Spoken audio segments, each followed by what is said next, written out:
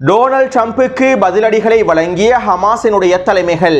பலஸ்தீனிய போராளிகளின் தொடர்ச்சியான வீரியமான தாக்குதல்களும் வடக்கு காசாவிலிருந்து வெளியேறும் பலஸ்தீனிய மக்களும் வடக்கு காசா முழுவதும் மேற்கொள்ளப்பட்டு வரும் இஸ்ரேலி ஆக்கிரமிப்பின் உச்ச வான்வழி தாக்குதல்களும் ஐக்கிய அரபு அமீரக அடிமைகள் டொனால்ட் ட்ரம்புக்கு வழங்கிய $1 டிரில்லியன் காசா தொடர்பாக மேற்கொள்ளப்பட்ட கலந்துரையாடல்களும் யமன் ஹவுதிகளின் தொடர்ச்சியான தாக்குதல்களும் அடிமை ஜூலானி அமெரிக்காவிடம் விடுத்திருக்கக்கூடிய கோரிக்கைகளும் சிரியாவுக்கும் இஸ்ரேலுக்கும் இடையிலே நடைபெற்று வரக்கூடிய பேச்சுவார்த்தைகளும்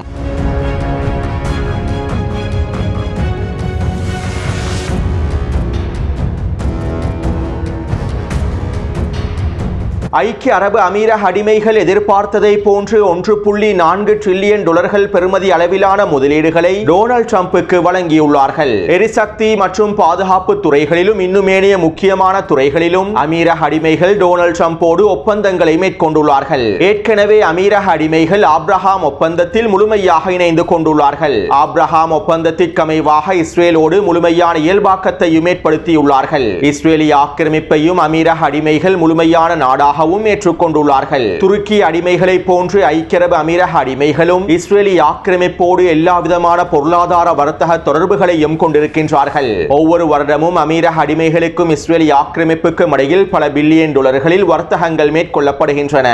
யமன் ஹவுதிகள் பலஸ்தீனிய மக்களுக்கு ஆதரவாக செங்கடல் பிரதேசத்தினை முழுமையாக முற்றுகையிட்டிருக்கக்கூடிய சந்தர்ப்பத்திலும் இஸ்ரேலி ஆக்கிரமிப்புக்கு தேவையான அனைத்து விதமான பொருளாதார வர்த்தக உதவிகளையும் அமீரக அடிமைகள் தரைவழியினூடாக வழங்கியிருந்தார்கள்.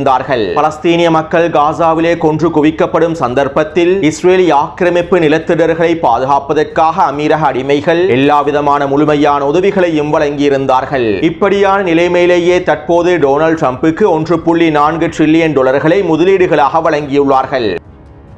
மேலும் நேற்றிரவு டொனால்ட் ட்ரம்புக்கு அமீரக அடிமைகள் பிரம்மாண்டமான வரவேற்பையும் வழங்கியிருந்தார்கள். அமீரக பெண்களின் தலைவிரி நடனத்தை கொண்டே டொனால்ட் ட்ரம்ப் வரவேற்கப்பட்டிருந்தார். மேலும் டொனால்ட் ட்ரம்புக்கு பரிசாக ஐக்கிய அரபு அமீரகத்தின் உயர்ந்த மனிதராக அடையாளப்படுத்தப்பட்டு ஒரு மிகப்பெரிய தங்க மாலை வழங்கப்பட்டிருந்தது. அத்தோடு அபுதாபியில இருக்கக்கூடிய ஆப்ரஹாம் குடும்ப மாளிகை என்கின்ற யூத ஆலயத்திற்கும் டொனால்ட் ட்ரம்ப் அழைத்துச் செல்லப்பட்டார். மேலும் குறித்த யூத ஆலயத்திலே வைத்து டொனால்ட் ட்ரம்ப் இவ்வாறு தெரிவித்திருந்தார்: நான் ஒரு யூதனாக இருக்கின்றேன் என்பது உங்களுக்கு நன்றாகவே தெரியும். நான் யூத மக்களை நேசிக்கின்றேன். மேலும் இந்த யூத ஆலயம் அழகாகவும் மதிப்புமிக்கதாகவும் இருக்கின்றது என டொனால்ட் ட்ரம்ப் கருத்துக்களை வெளியிட்டிருந்தார்.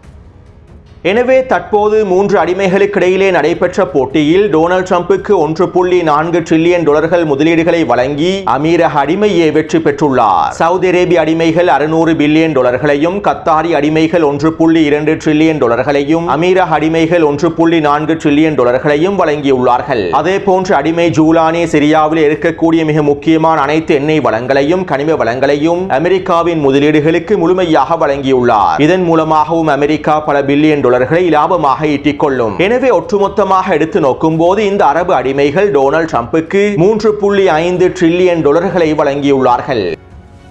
அமெரிக்காவின் மொத்த கடன்கள் $36 டிரில்லியன் தாண்டியுள்ளன. இந்த வருடத்திற்குள்ளே மாத்திரம் அமெரிக்கா $9 டிரில்லியன் திருப்பிச் செலுத்த வேண்டும். எனவே கிட்டத்தட்ட இந்த அமெரிக்க கடன்களின் 40% பகுதியினை தற்போது இந்த அரபு அடிமைகள் டொனால்ட் ட்ரம்புக்கு வழங்கியுள்ளார்கள். அமெரிக்காவின் பொருளாதாரம் வீழ்ச்சியை நோக்கி நகர்ந்து கொண்டிருக்கின்றது. தற்போது அமெரிக்கா மிகப்பெரிய பொருளாதார நெருக்கடிகளுக்குள் சிக்கிக் கொண்டுள்ளது. இந்த பொருளாதார நெருக்கடிகளில் இருந்து எப்படியாவது மீண்டு வர வேண்டும் என்பதற்காகவே டொனால்ட் ட்ரம்ப் வரி விதிப்பு கொள்கைகளையும் கையில் எடுத்திருந்தார். சுருக்கமாக குறிப்பிடுவதாக இருந்தால் அமெரிக்காவின் பொருளாதார நெருக்கடிகள் ஒரு மிகப்பெரிய சிக்கலான நிலைமையை நோக்கி நகர்ந்து கொண்டிருந்தன. ஆனால் தற்போது இந்த அரபு அடிமைகள் வழங்கியிருக்கக்கூடிய $1 டிரில்லியனால் டொனால்ட் ட்ரம்ப் அமெரிக்காவின் பொருளாதார நெருக்கடிகளை சமாளித்து விடுவார். இந்த அரேபிய அடிமைகள் வழங்கியிருக்கக்கூடிய $3.5 டிரில்லியன் மூலமாக இந்த வருடத்திற்கான கடன் சுமைகளையும் டொனால்ட் ட்ரம்ப் வெற்றிகரமாக தீர்த்துக் கொள்வார். அத்தோடு இந்த அரேபிய அடிமைகள் வழங்கியிருக்கக்கூடிய $3.5 டிரில்லியன் மூலமாக அமெரிக்கா அதிகளவான லாபங்களை ஈட்டிக் கொள்ளும். இந்த இலாபங்களின் மூலமாக இஸ்ரேலி ஆக்கிரமிப்புக்கு தேவையான எல்லாவிதமான ஆயுதங்களையும் வெடிகுண்டுகளையும் வழங்கும். மேலும் இஸ்ரேலி ஆக்கிரமிப்பு காசாவில் எஞ்சிருக்கக்கூடிய அனைத்து பலஸ்தீனிய மக்களையும் கொன்று குவிக்கக்கூடிய வீரியமான தாக்குதல்களை தொடர்ச்சியாக மேற்கொள்ளும். எனவே காசாவில் இருக்கக்கூடிய பலஸ்தீனிய மக்களின் இனப்படுகொலைகளுக்கு இந்த அரேபிய அடிமைகளே ஒட்டுமொத்த பணத்தையும் வழங்குகின்றார்கள். அரேபிய அடிமைகள் அமெரிக்காவுக்கு வழங்கக்கூடிய பணத்தின் மூலமாகவே காசாவிலே ஒவ்வொரு பெண்களும் குழந்தைகளும் இனப்படுகொலை செய்யப்பட்டு வருகின்றார்கள் என்பதனையும் யாராலும் மறுக்கவே முடியாது. அடுத்து டொனால்ட் ட்ரம்ப் அமீரக அடிமை தலைமைகளுடன் காசா தொடர்பான கலந்துரையாடல்களையும் மேற்கொண்டுள்ளார். காசாவிலிருந்து ஹமாஸினை முழுமையாக நீக்குவது தொடர்பாகவும், காசாவை அமெரிக்காவின் திட்டத்திற்கமைவாக கையகப்படுத்துவது தொடர்பாகவும், காசாவிலே கூட்டுப்படைகளை நிலைநிறுத்துவது தொடர்பாகவும் கலந்துரையாடல்களை மேற்கொண்டுள்ளார் என பல செய்திகளும் தகவல்களும் வெளியாகியுள்ளன.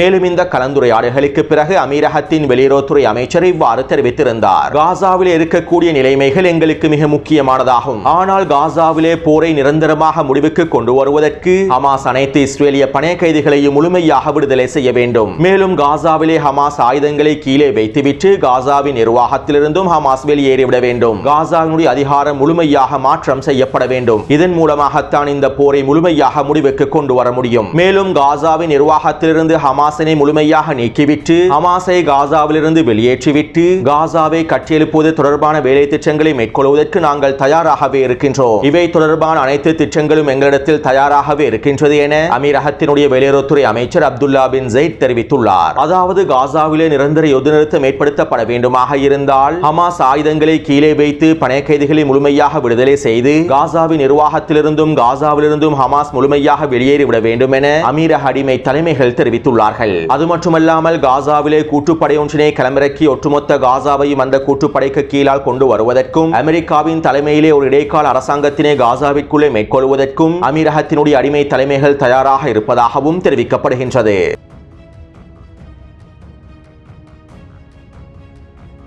டொனால்ட் ட்ரம்ப் சிரியா மீதான ஒட்டுமொத்த தடைகளையும் நீக்குவதாக தெரிவித்ததை தொடர்ந்து அமெரிக்காவினுடைய வெளியுறவுத்துறை அமைச்சர் மார்க்கோ ரூபியோவும் சிரியாவினுடைய வெளியுறவுத்துறை அமைச்சரும் துருக்கியினுடைய வெளியுறவுத்துறை அமைச்சரும் துருக்கியினுடைய தலைநகரிலே சந்தித்து விசேட கலந்துரையாடல்களை மேற்கொண்டுள்ளார்கள். இந்த கலந்துரையாடல்களுக்கு பிறகு அமெரிக்காவினுடைய வெளியுறவுத்துறை அமைச்சர் மார்க்கோ ரூபியோ அவர்கள் ஊடகங்களிடம் இவ்வாறு தெரிவித்திருந்தார். சிரியாவில் இருக்கக்கூடிய வெளிநாட்டு போராளிகளையும் பயங்கரவாதிகளையும் குறிப்பாக பலஸ்தீனிய போராளிகளையும் முழுமையாக வெளியேற்றுவதற்கும் இஸ்ரேலோடு சமாதானம் செய்து வர்த்தக தொடர்புகளையும் ஏனைய முக்கியமான உறவுகளையும் வலுப்படுத்துவதற்கும் அமெரிக்கா முழுமையான ஆதரவையும் உதவிகளையும் மேற்கொள்ள வேண்டும் என சிரியாவினுடைய தலைமைகள் அமெரிக்காவிடம் கோரிக்கை விடுத்துள்ளார்கள். சிரியாவினுடைய தலைமைகளின் நிலைப்பாட்டினை நாங்கள் வரவேற்கின்றோம். இஸ்ரேலுடனான இயல்பாக்கத்தினை மேற்கொள்வது ஒட்டுமொத்த பிராந்தியத்திற்கும் நன்மை பயப்பிக்க கூடியதாகும். இஸ்ரேலுடன் சிரியா இயல்பாக்கத்தினை மேற்கொண்டு வர்த்தக தொடர்புகளையும் வளர்த்துக் கொள்வது வரவேற்கத்தக்க விடயமாகும். மேலும் சிரியாவினுடைய தலைமைகளின் இந்த கோரிக்கைகளுக்கு அமைவாக அமெரிக்கா முழுமையான ஆதரவுகளையும் உதவிகளையும் வழங்குவதற்கு தயாராகவே இருக்கின்றது என அமெரிக்காவினுடைய வெளியுறவுத்துறை அமைச்சர் மார்க்கோ ரூபியோ அவர்கள் தெரிவித்துள்ளார். மேலும் துருக்கி அடிமைகளும் சிரியாவுக்கும் இஸ்ரேலுக்கும் இடையிலான இயல்பாக்கத்தினை ஏற்படுத்துவதற்கு முழுமையான ஆதரவை வழங்குவதாகவும் சிரியாவின் ஸ்திரத்தன்மையை மேம்படுத்துவதற்கும் சிரியாவிலே அமெரிக்காவின் முதலீடுகளை மேற்கொள்வதற்கும் முழுமையான ஆதரவை வழங்குவதாகவும் அமெரிக்காவின் வெளியுறவுத்துறை அமைச்சர் மார்க்கோ ரூபியோவிடம் தெரிவித்துள்ளது. அத்தோடு இது ஒரு புறம் இருக்க இஸ்ரேலிய ராணுவ தலைமைகளும் தேசிய பாதுகாப்பு சபையினுடைய அதிகாரிகளும் அசர்பைஜான் நாட்டிலே சிரியாவுடைய அதிகாரிகளோடு கலந்துரையாடல்களையும் பேச்சுவார்த்தைகளையும் மேற்கொண்டுள்ளார்கள். இன்று காலையிலேயே அசர்பைஜானின் தலைநகரான பாக்கு பிரதேசத்தில் சிரியாவுடைய அதிகாரிகளுக்கும் இஸ்ரேலினுடைய அதிகாரிகளுக்கும் இடையில் மிக முக்கியமான பேச்சுவார்த்தைகள் மேற்கொள்ளப்பட்டிருப்பதாக இஸ்ரேலிய ஆக்கிரமிப்பு ஊடகங்களும் உறுதி செய்துள்ளன. சிரியாவினுடைய ராணுவத்திற்கும் இஸ்ரேலினுடைய ராணுவத்திற்கும் இடையில் உறவுகளை வலுப்படுத்துவதற்கும் சிரியா தொடர்பான நம்பிக்கைகளை இஸ்ரேலிய ராணுவம் கொண்டிருக்க வேண்டும் என்பதற்காகவுமே இந்த விசேட பேச்சுவார்த்தைகள் மேற்கொள்ளப்பட்டிருப்பதாகவும் இந்த பேச்சுவார்த்தைகள் வெற்றியளிக்கக்கூடிய வகையில் அமைந்திருப்பதாகவும் அசர்பைஜான் ஊடகங்களும் செய்திகளை வெளியிட்டுள்ளன.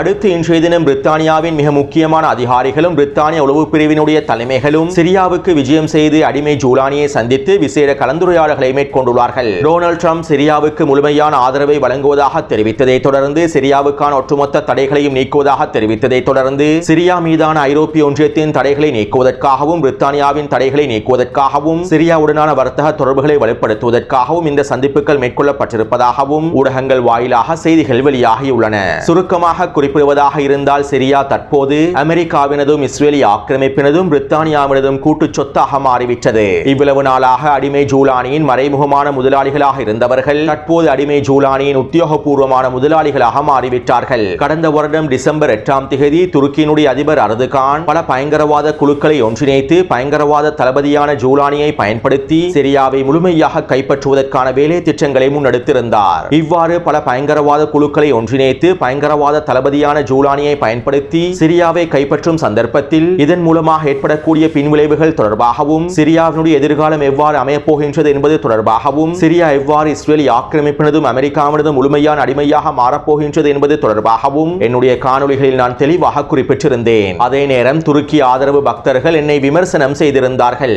அர்துகான் ஜூலானியை பயன்படுத்தி சிரியாவை கைப்பற்றிவிட்டார். அடுத்ததாக இஸ்ரேலுக்கு எதிரான போரை ஆரம்பித்து அல்-அக்ஸாவையும் முழுமையாக கைப்பற்றுவதற்கான வேலை திட்டங்களை அர்துகான் மேற்கொள்ள போகின்றார் என துருக்கியினுடைய பக்தர்கள் பிரச்சாரங்களையும் மேற்கொண்டிருந்தார்கள். இஸ்ரேலி ஆக்கிரமிப்போடு வருடத்திற்கு $20 பில்லியன் வர்த்தகங்களை மேற்கொள்ளக்கூடிய அர்துகான் இஸ்ரேலி ஆக்கிரமிப்புக்கு தேவையான எண்ணெய்களையும் எரிவாயுக்களையும் வழங்கக்கூடிய அர்துகான் இஸ்ரேலுக்கு எதிரான போரை ஆரம்பிப்பார் என நம்பியது எவ்வளவு பெரிய முட்டாள்தனமான விடயம் என்பதனை இதற்கு பிறகாவது துருக்கி ஆதரவு பக்தர்கள் புரிந்து கொள்ள வேண்டும். ISIS பயங்கரவாதிகளின் முன்னாள் தளபதியான ஜூலானி யாருக்கு விசுவாசமாக இருப்பார் என்பதனையும் தெளிவாக புரிந்து கொள்ள வேண்டும். எனவே துருக்கி அடிமைகளும் அரேபிய அடிமைகளும் பலஸ்தீனிய மக்களின் நலன்களை கருத்தில் கொள்ளவில்லை. அவர்களுடைய ஆட்சி அதிகாரங்களை பாதுகாத்துக் கொள்வதற்காகவும் அவர்களுடைய கௌரவத்தை பாதுகாத்துக் கொள்வதற்காகவுமே அவர்கள் செயற்பட்டார்கள். காசாவிலே பலஸ்தீனிய மக்கள் இனப்படுகொலை செய்யப்படுவதற்கு இந்த துருக்கி அடிமைகளும் அரேபிய அடிமைகளும் மிக முக்கியமான மூல காரணம் என்பதனையும் தற்போது யாராலும் மறுக்கவே முடியாது. அடுத்து யமன் ஹவுதி ராணுவத்தினர் நேற்றிரவு ஹைப்பர்சோனிக் பாலிஸ்டிக் ஏவுகணை தாக்குதல்களை மேற்கொண்டிருந்தார்கள். இஸ்ரேலி ஆக்கிரமிப்பின் பென்குரியன் விமான நிலையத்தின் இலக்கு வைத்து இந்த தாக்குதல்கள் மேற்கொள்ளப்பட்டிருந்தன. மேலும் நேற்றைய தினம் இஸ்ரேலி ஆக்கிரமிப்பு நிலத்தினர்கள் லொக்பூமர் பண்டிகைகளையும் கொண்டாடி கொண்டிருந்தார்கள். மேலும் யமன் ஹவுதிகளின் இந்த தொடர்ச்சியான தாக்குதலினால் குறித்த பண்டிகைகள் முழுமையாக நிறுத்தப்பட்டிருப்பதாகவும் தெரிவிக்கப்படுகின்றது. அது மட்டுமல்லாமல் இஸ்ரேலி ஆக்கிரமிப்பின் பென்குரியன் விமான நிலையமானது 2 வாரங்களாக முழுமையாக முடக்கப்பட்டுள்ளது என்பதும் குறிப்பிடத்தக்க விடயமாகும்.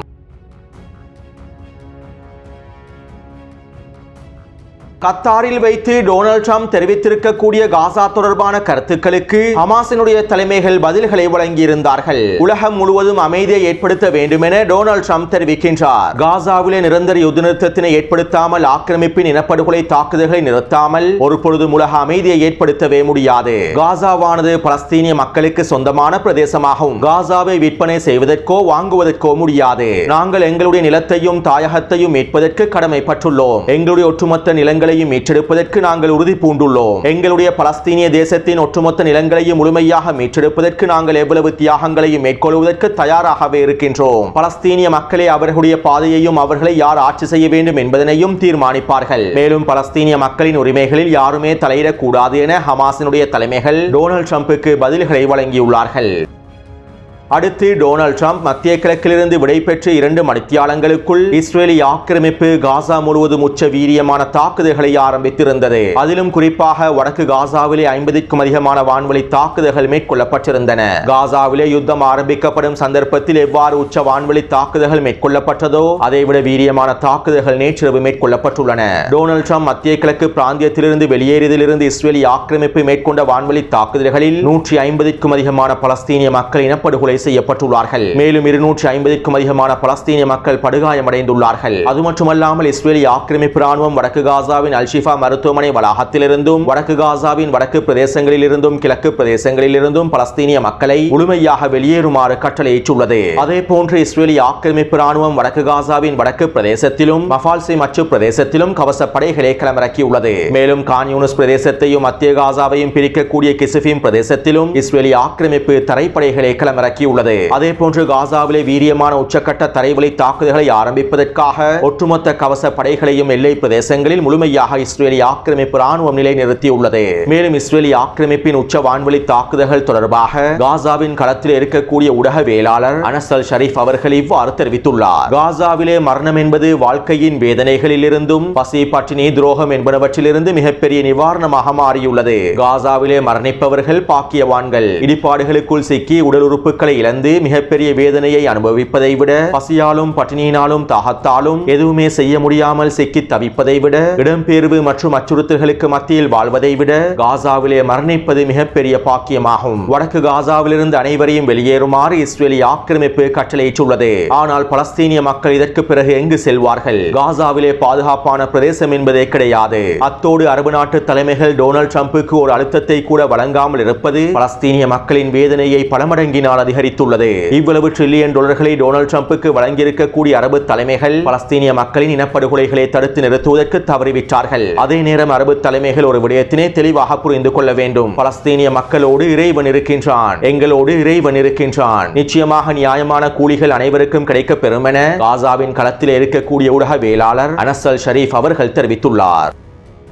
அடுத்து இன்று காலை இஸ்ரேலி ஆக்கிரமிப்பின் பாதுகாப்பு அமைச்சர் இவ்வாறு தெரிவித்திருந்தார். நேற்றிரவு காசா முழுவதும் நாங்கள் மேற்கொண்ட வான்வழி தாக்குதல்கள் வெறும் தயார்படுத்தல்கள் மாத்திரமே. ஹமாஸ் நிபந்தனைகளை கைவிட்டு ஒரு தற்காலிக யுத்த நிறுத்தத்தினை ஏற்படுத்தி அனைத்து பணைய கைதிகளையும் விடுதலை செய்யாவிட்டால் நாங்கள் காசாவிலே விரைவாக அடுத்த கட்ட விரிவாக்க தாக்குதல்களை ஆரம்பித்து காசாவின் அதிகளவான பிரதேசங்களை முழுமையாக கைப்பற்றிக் கொள்வோம் என இஸ்ரேலி ஆக்கிரமிப்பின் பாதுகாப்பு அமைச்சர் தெரிவித்துள்ளார். அடுத்து பலஸ்தீனிய போராளிகளும் தொடர்ச்சியான வீரியமான தாக்குதல்களை மேற்கொண்டு வருகின்றார்கள். நேற்றிரவு வடக்கு காசாவின் பெய்டோன் பிரதேசத்திலும் சுஜையாவின் கிழக்கு பிரதேசத்திலும் 3 தாக்குதல்கள் மேற்கொள்ளப்பட்டிருப்பதாக களத்தில் இருக்கக்கூடிய ஊடகவியலாளர்கள் சுட்டிக்காட்டியுள்ளார்கள். இருப்பினும் குறித்த தாக்குதல் தொடர்பான தகவல்களை பலஸ்தீனிய போராளிகள் இன்னும் உத்தியோகபூர்வமாக அறிவிக்கவில்லை. அத்தோடு இஸ்ரேலி ஆக்கிரமிப்பின் அடுத்த கட்ட விரிவாக்க தாக்குதல்களை எதிர்கொள்வதற்கு பலஸ்தீனிய போராளிகள் முழுமையாக தயாராக இருப்பதாகவும் நரகத்தின் வாயில்களை திறக்கக்கூடிய தாக்குதல்களை உச்சளவில் மேற்கொள்வதற்கு தயாராக இருப்பதாகவும் பலஸ்தீனிய ஊடகங்கள் தெரிவித்துள்ளன. எனவே இந்த காணொலி தொடர்பான கருத்துக்களை பதிவிடுங்கள். தொடர்ந்து என்னுடன் இணைந்திருங்கள். நன்றி, வணக்கம்.